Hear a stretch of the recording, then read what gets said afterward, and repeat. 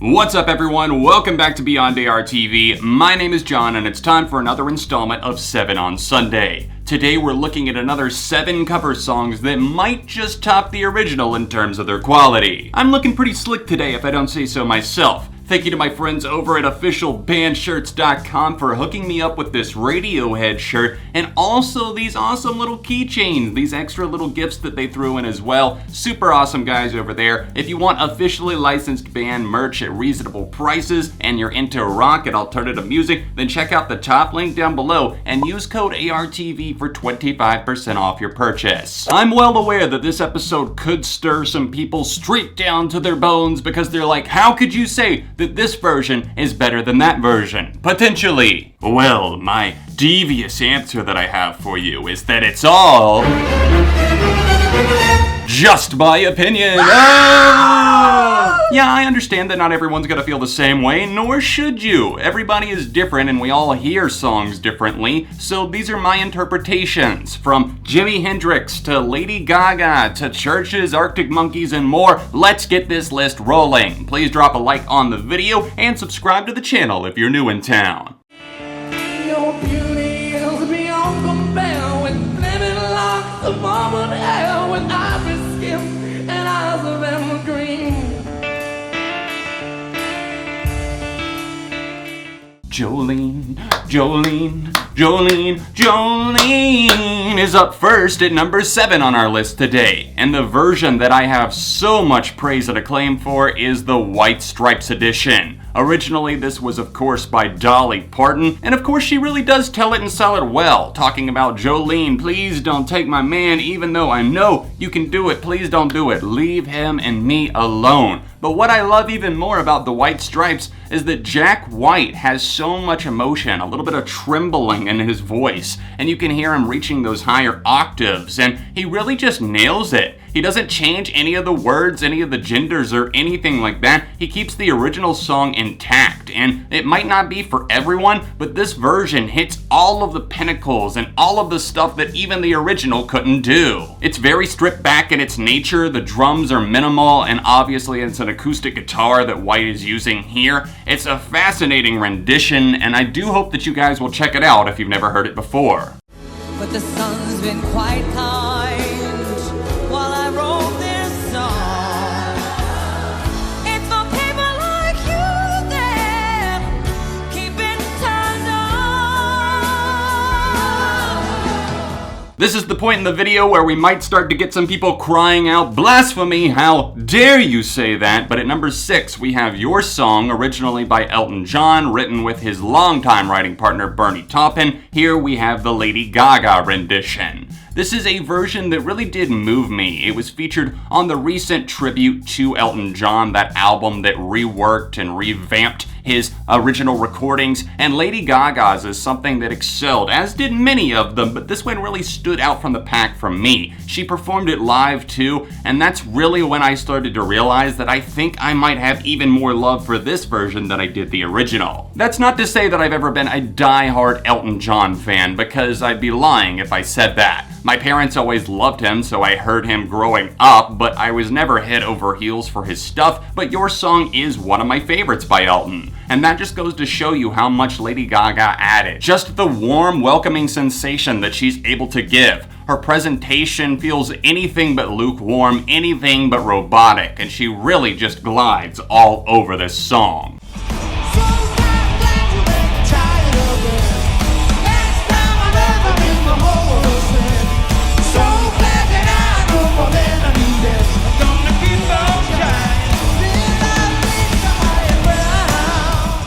I was taken back to the original Stevie Wonder version of Higher Ground recently when I was at a restaurant. I heard the song playing and it made me think, let's compare editions. And after I did, I felt the energy of the Red Hot Chili Peppers version, and my god, it definitely tops the original for me. Now I know that that's not a popular opinion perhaps to have, but I just love the fact that they just sell it in kind of like a goofy way, and when they play the song live it adds that much more to their dynamic as a band. It's something where they almost feel like this funky marching band, and Anthony Kiedis is leading the way with his baton and he's just tearing through town talking about getting to higher ground. Don't get me wrong, Stevie's version is still a classic for a reason, but compare side by side and see if you don't maybe see the Red Hot Chili Peppers version edging it out a bit. The nights were mainly made for saying things that you can't say tomorrow day. Crawling back to you. If I thought of calling when you've had a few, 'cause I always do. Who would have thought that a synth pop cover of an Arctic Monkeys song might be the one that ends up taking the cake? But at number 4, we have Churches with Do I Want to Know, originally by the Arctic Monkeys. Do I Want to Know is an amazing song, but it originally stayed pretty calm, cool, and collected. Even though there were emotions there, they felt a bit suppressed. And what Churches do is they bring out all of those undertones and then they just bring them right to the spotlight. Those glammy synthesizers are all over this thing and you just want to air key out like you have a hair metal band except you're playing a synthesizer in the 80s, and it's a straight banger in their edition. The lead singer Lauren Mayberry is able to take her vocal performance here and bring out the elements that I never heard in the original Do I Want to Know. It was such a huge song and it was a hit for a reason. I still love the Arctic Monkeys version, of course, but the Churches edition is something that feels a little bit more emotional and it feels like it gives its all, and everything there is its heart on its sleeve. I hurt myself today to see if I still feel. I focus on the pain, the only thing that's real. How to even begin describing the pain felt with number 3. Hurt, originally by Nine Inch Nails, written by Trent Reznor, performed by Johnny Cash, and the version that I'm thinking slightly edges out the original. Hurt was an amazing song that is definitely so impactful in many ways. I hurt myself today to see if I still feel. I wear this crown of shit. There's so much from Trent Reznor that puts himself down, and there's so much depression. And Johnny Cash takes it, lifts it, and finds himself at the end of his life. He sees himself reflecting just weeks before his passing. That's when the music video was filmed, and you see him literally just sitting there hurting. And it's hard not to cry while listening to his version. I Hurt Myself Today to See If I Still Feel opens the song. You see him just kind of feebly playing the guitar, and you genuinely feel what he's saying and what he's singing. It leaves a sting on you, that's for sure. And even Trent Reznor himself has chimed in and said, you know what? That version probably even beats out my own. A legend covering a legend. Let's have a toast for the douchebags. Let's have a toast for the assholes. Let's have a toast for the scumbags.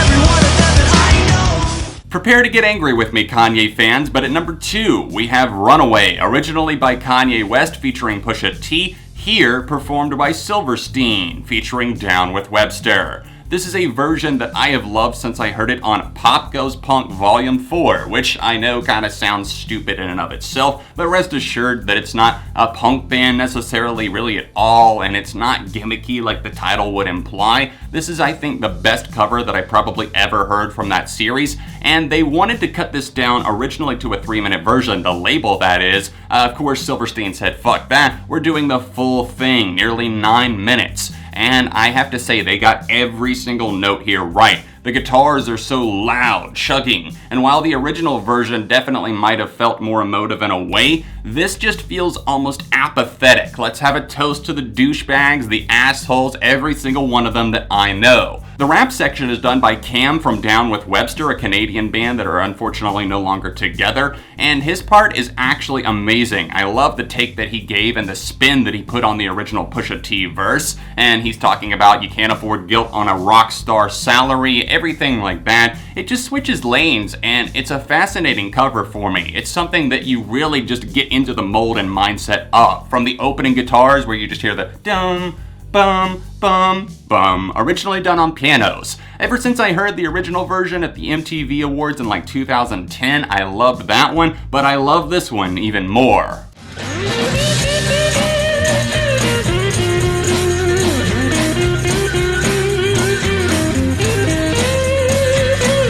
There must be some kind of way out of here. Perhaps my least controversial pick of the day, but also one that I could not go without mentioning. At number 1, we have the Jimi Hendrix Experience with All Along the Watchtower, originally by Bob Dylan. Even Bob Dylan himself has said, "This is not my song anymore, this goes out to Jimmy." And obviously Hendrix passed away a long time ago, but the legacy of this track lives on. I was first exposed to this version after watching Forrest Gump, a 1994 film, one of my favorite movies of all time, and I discovered so much music that I love, so for the longest time, I didn't know this was a cover. Then I heard the Bob Dylan edition, and even though I'm not a huge Dylan fan, this is something that immediately struck me as being the better than Bob Dylan. The sauntering guitar is just magic, and the chemistry that Hendrix is able to make with the rest of his band is just something so special. It was a certain place and time, and nobody else could have done this. They pulled it off, they took the song, and they made it something else entirely. From that iconic opening riff, you know exactly what you're about to launch yourself into, so sit back on this Sunday and enjoy that song, play it again, and play it loudly. Thanks for tuning into another episode of 7 on Sunday. What did you guys think about these cover songs that might just top the original? Keep in mind, if I do feel like they top the original, it is of course just my opinion, so let me know some of your favorite covers that might be better than the original, at least for you, in the comment section down below. Don't forget to leave a like on the video and subscribe to the channel if you're new. If you would like to support what I do on both of my channels, both ARTV and Beyond ARTV, then click this annotation over here in the corner to support me on Patreon on a monthly basis. Other than that, you can see last week's episode of SOS right here, or another recent video right over here. Thanks again to Official Band Shirts for sending me the merch. Click the top link down below to go get some for yourself, and other than that, I'll see you soon on Beyond ARTV.